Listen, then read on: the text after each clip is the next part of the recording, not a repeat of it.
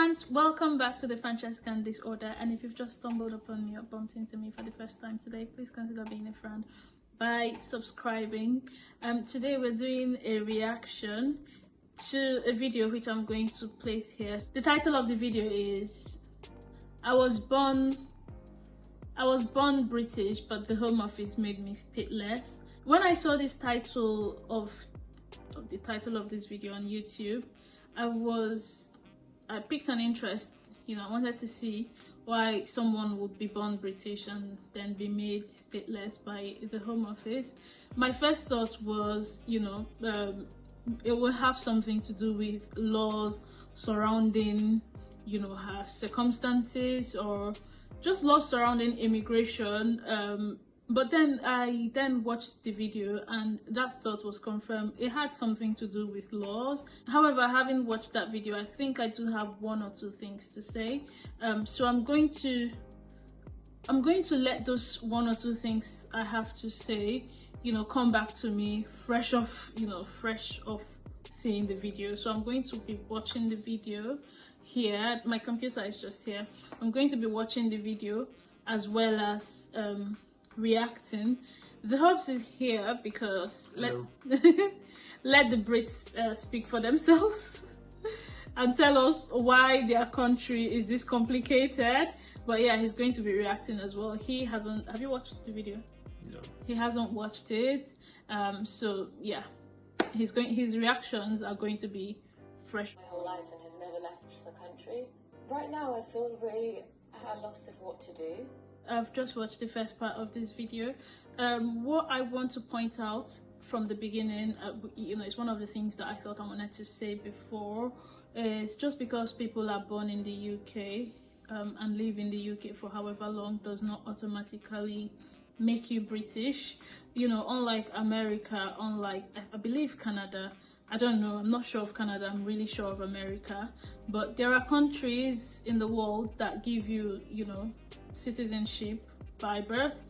So if you're born in those countries, you are automatically a citizen, but that is not the case for the UK. So the UK has its own immigration laws as to, how you can become a British citizen, regardless of whether you were born here and have lived here for the last 25 years of your life, which I think is sad, really, especially with this girl saying that she was born here, has never been outside of the UK. She's never traveled out of the UK, and she said the only thing that she's done is to be born.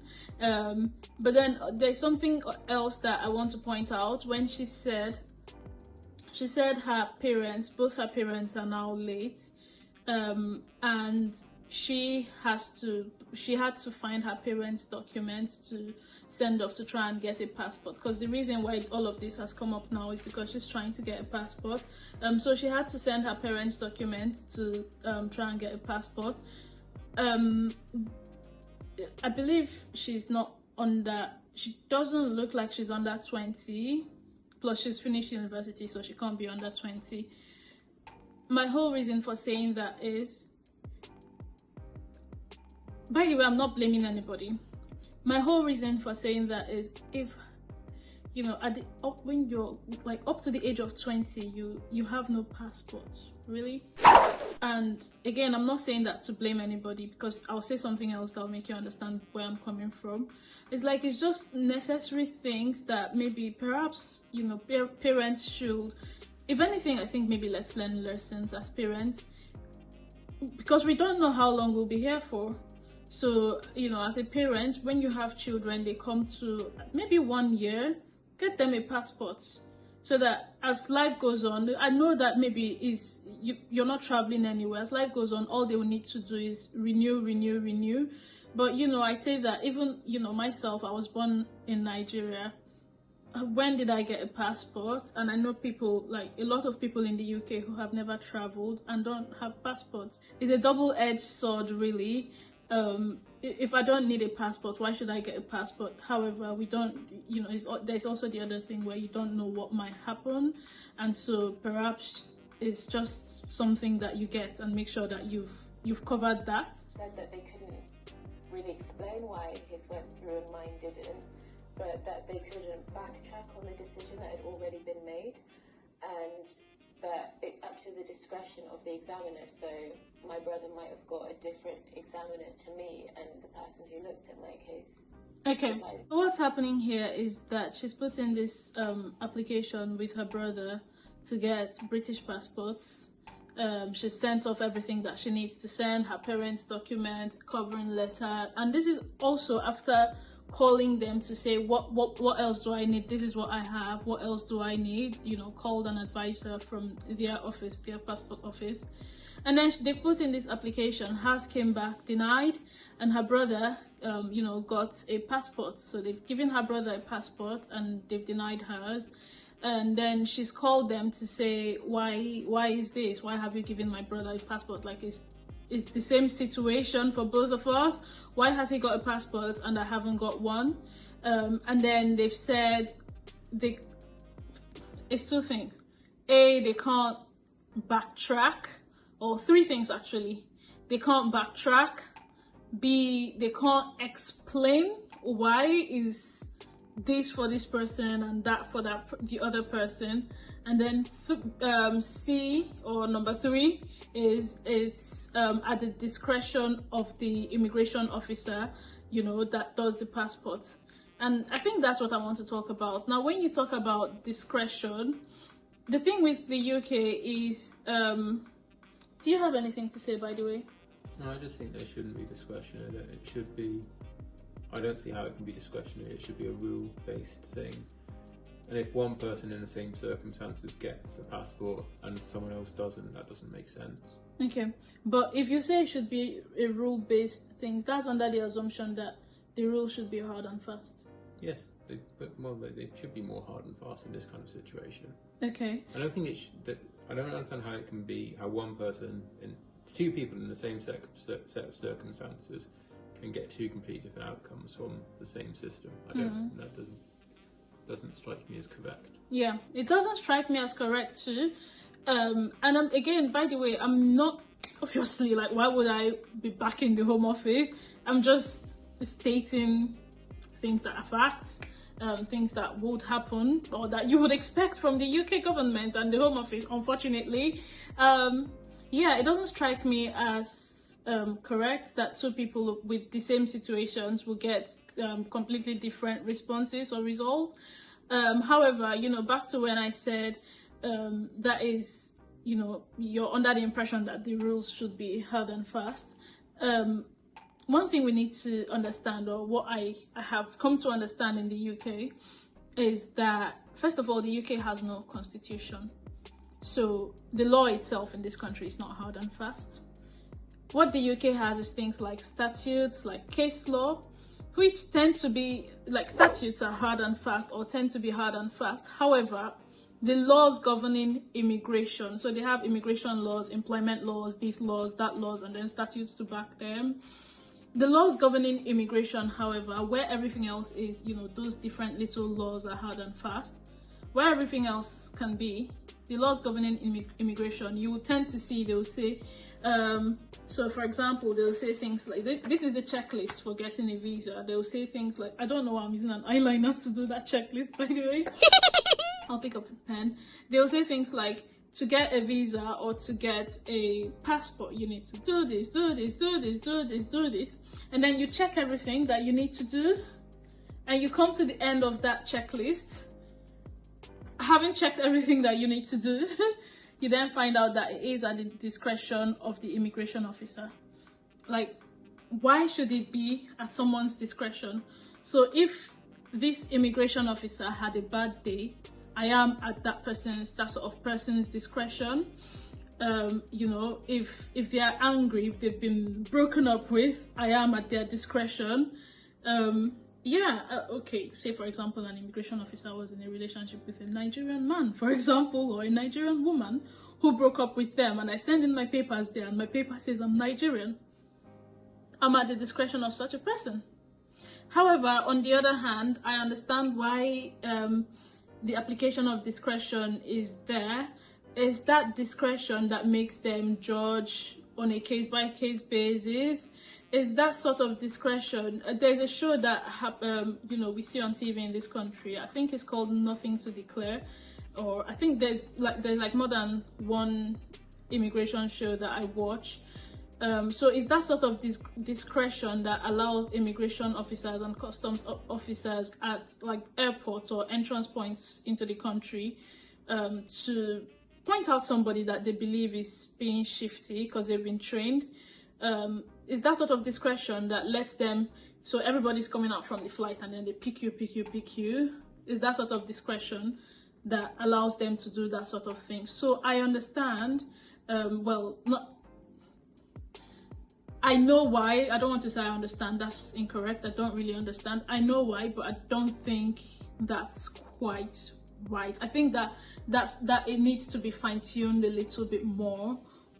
They go on to say they requested for a statement from the Home Office. Well, the Home Office then stated that unfortunately it appears that her mother was not a British citizen or classed as settled in the United Kingdom when she was born. Therefore, she is not eligible for a British passport. Well, that's bullshit. That's absolute bullcrap, and again, it is back to the topic of discretion. And the reason I say this is I was going to say something, when I spoke of discretion. I was going to say, again, is they give these people discretion, but how trained are they? Because you can't be telling people that when the law says something else. The law says, we're not going to read all of the law, we're just going to read read and explain the law surrounding her case.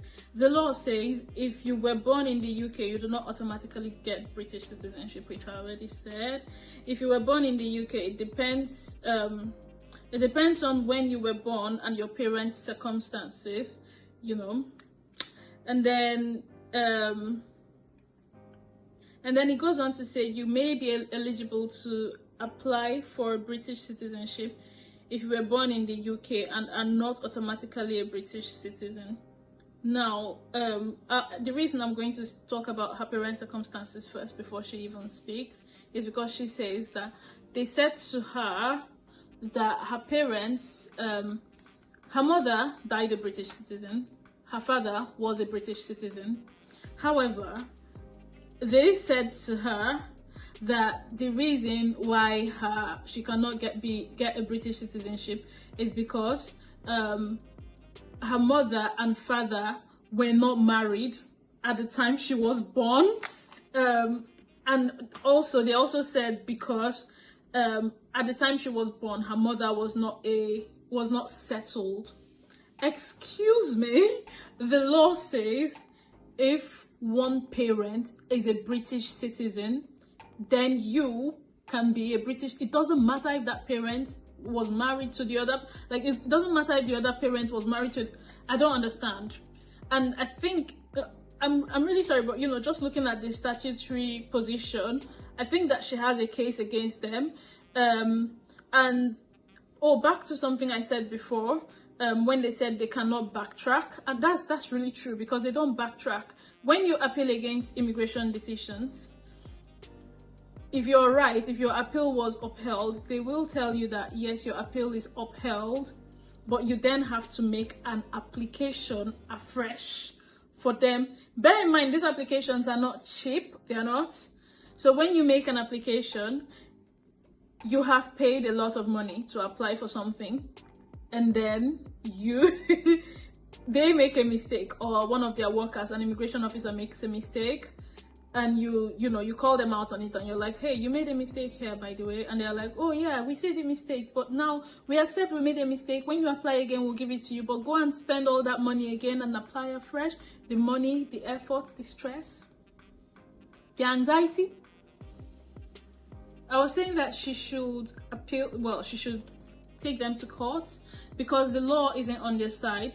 However, the reason why I broke out to saying that they will ask you to reapply is the protection of these immigration officers. And immigration is such a sensitive thing that people who work in immigration should be protected. I agree. that they should be protected. But if they've made a boo-boo, if they've made a mistake, why can't they just correct it? So I say protection by way of, they're not going to say, oh yeah, we made that mistake, we'll just send back your application and we're just going to turn around. They don't do that.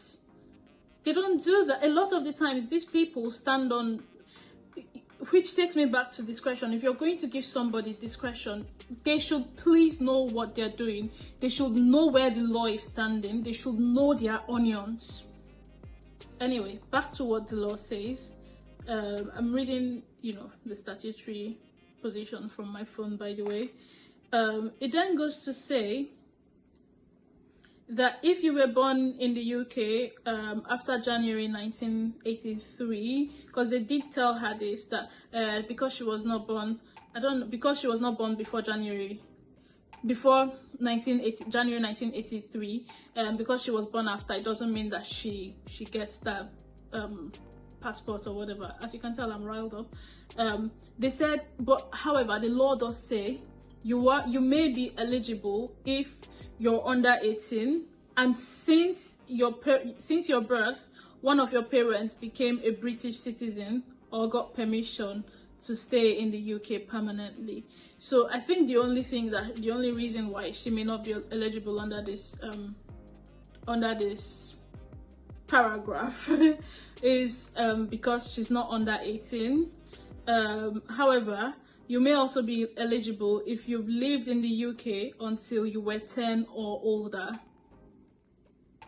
So this person has lived in the UK since she was born. She hasn't even left the country at all. She doesn't have a passport to leave the country, and now she's not allowed to leave the country. It's not even funny. She's not allowed to leave the country now because they won't give her a British passport, because that means if she leaves the UK, she might not be let back in.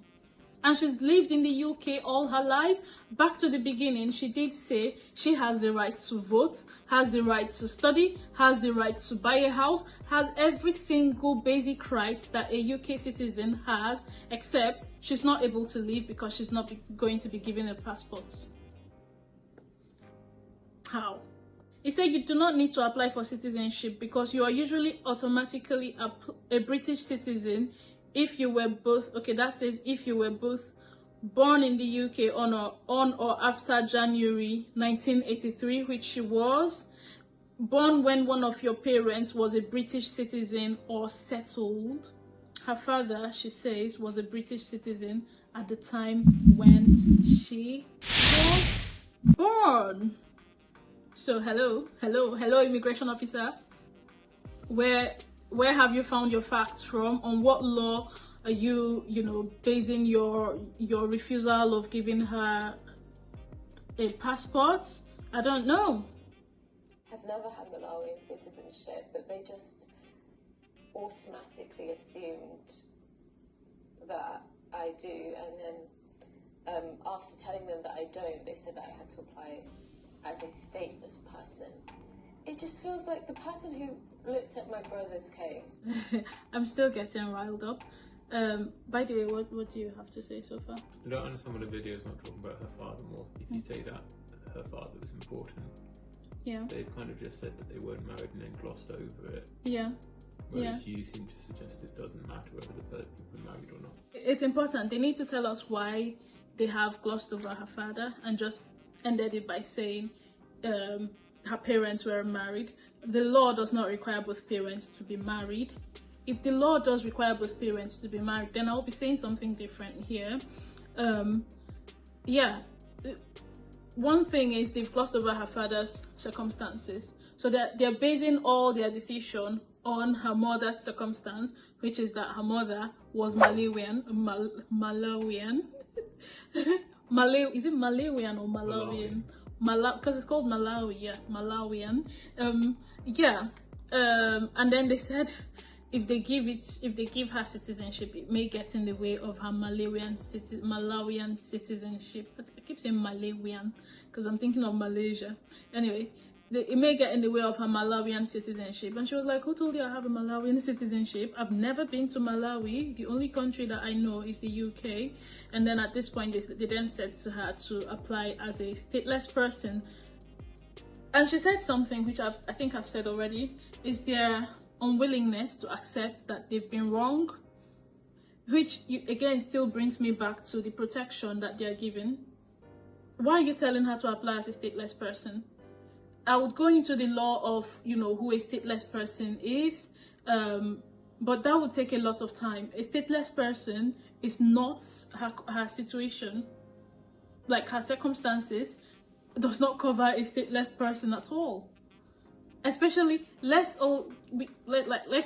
keep remembering that her brother was given a passport, because a more sensible person, she said, it's just clear that the person that did her brother's one did it with more like feeling, like with more compassion to. I would not say so, because the law does not operate on compassion, and again they keep her in a position where she then feels like, I need someone's compassion to get my. No, you do not need someone's compassion for the law to work for you. You need someone in a position that knows what the position of the law is. Pun not unintended. I did not intend to have that pun. Someone in the position, in the position of a visa officer, to know what the position of the law is and what the law says and apply it. So at this point, because I'm going to forget, at this point I think I need to say to people, like bodies that have to apply the law, please employ people that know the law. Please employ people that know, at least employ law graduates to apply the law. Like,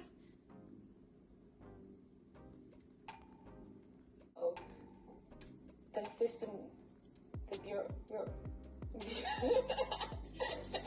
bureaucracy of the system can.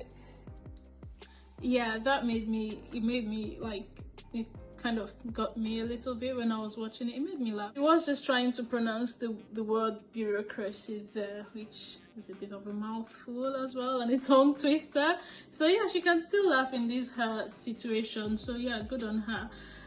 She was saying about a faceless person making, like, just feeling powerless. Why, honestly, why would someone in such a sensitive situation be given so much power to make another person feel powerless? It's very, I think it's very inhumane.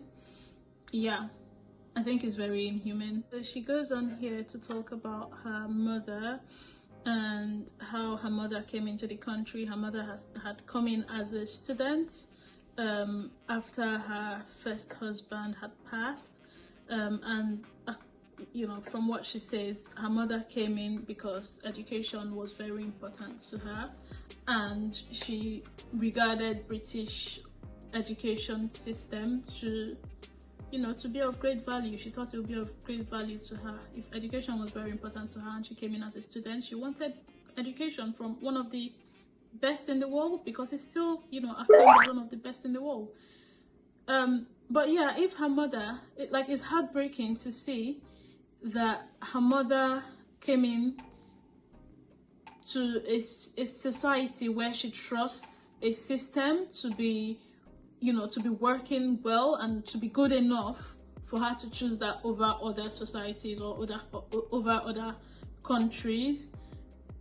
It's heartbreaking to then see that she's saying in this video that, looking at the bureaucracy and how things work, it's kind of an insight to how the system works. But does the system really work? Is this a working system? Like, no. You and me, right? Tell me in the comment section, does this sound like, from what you and I have heard today? Or I'll put this video in the comment section, please, in the description box. Please take your time to maybe watch it before coming here. Just watch it and come back and come and tell me, is this a working system? Is this really a working system? One key theme in this video is she keeps saying how it's made her feel so powerless, and I don't think anybody should be made to feel that way. We will all come to a point in life when we feel powerless, but I think this particular circumstance or situation, there's no need for that.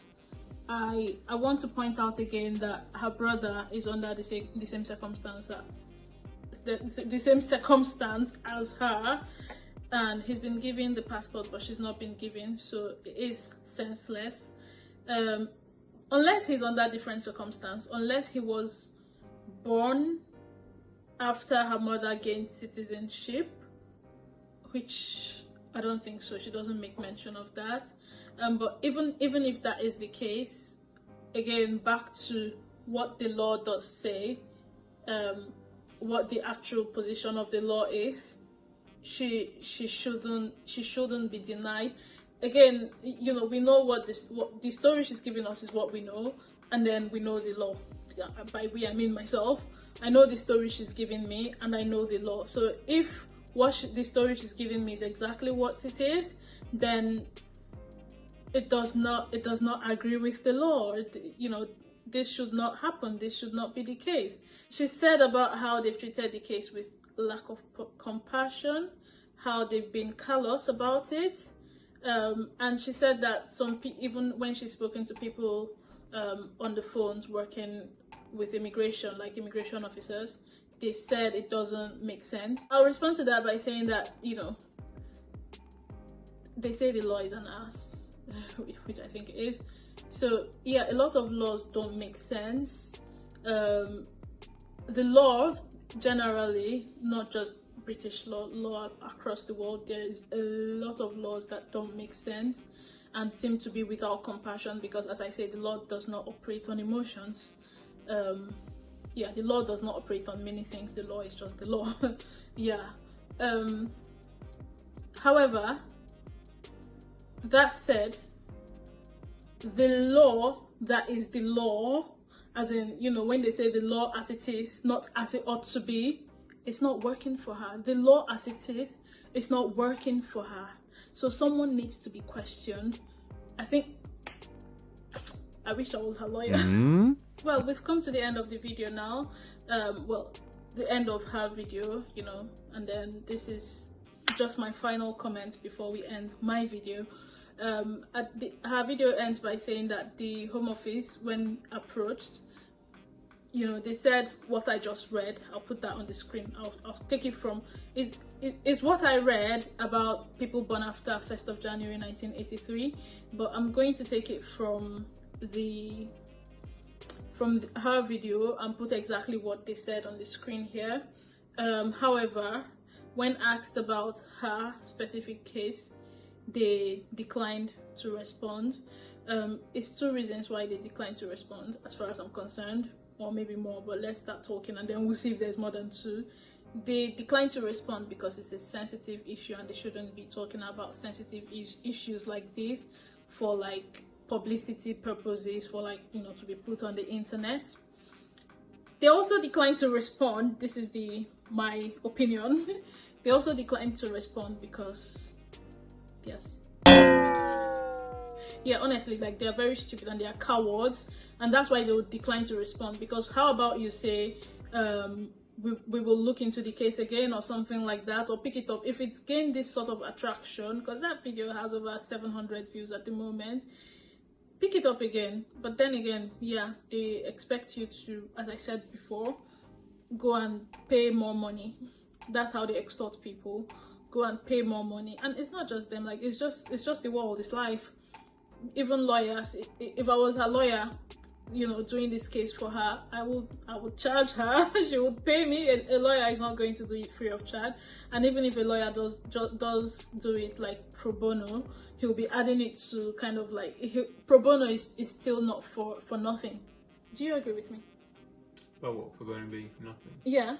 But it should be. No, it's still not for nothing in that, yeah, they're not going to charge you, but it's like, it's addition to, they are bragging rights, so we do pro bono. Do you understand? Yeah. We're so good, we do pro bono.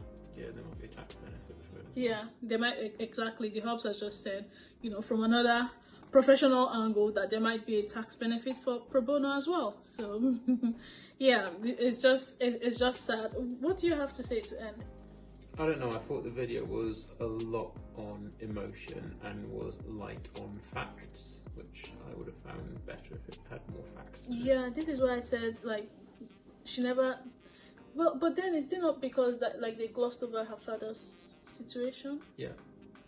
Yeah, this is why I was saying that I don't know what her father's situation is. I know her mother. I just know her father's situation based on an assumption from what she said that her father was a British citizen. And yeah, I agree. The video should be, not should be. If there were more facts in it, I was going to say it should be less emotion and more fact, but it shouldn't because she's a human being. Human beings have emotions, unfortunately. But it makes me think that her father wasn't actually British. Really? Well, yeah, because I feel like if he was, they would have gone more in on that. I think so. You know, I can only go by what she's saying. She says her father was British, so I'm going to say he was British. But then you wonder, was he really British? And if he was, why wasn't that touched upon more? And yeah, is that your final words? Yeah, pretty much. I mean, the system doesn't sound right, and you said they should employ law graduates, but the reality is the people who are doing these things they're not paid very well. There's not very many of them. They're under a lot of pressure, and a lot of their training is probably to focus on rejections rather than approvals. But yeah. Coming from I don't think you can blame the individual people because, yeah, as I said, I'm not blaming the individual people. No, I'm but blaming the system. Yeah, but yeah. I'm saying, why can't the system employ people that are more qualified to do this type of job? They'd have to pay more money for that, wouldn't they? Well, yeah, they'll have to pay people that are more qualified. Yeah, more money. At the end of the day, it's still all about money. So when people say money rules the world, this is why they say that, or these are part of the reasons. I'm just interested in what happens in the future with her and what the outcome of her case is. Yeah, it will be interesting to see what the outcome of her case is. I think my advice to her, if she ever watches this video, on the off chance that she watches this video, but you know, there may be somebody watching this video in a similar situation, my advice to you would be get a lawyer. Don't do things.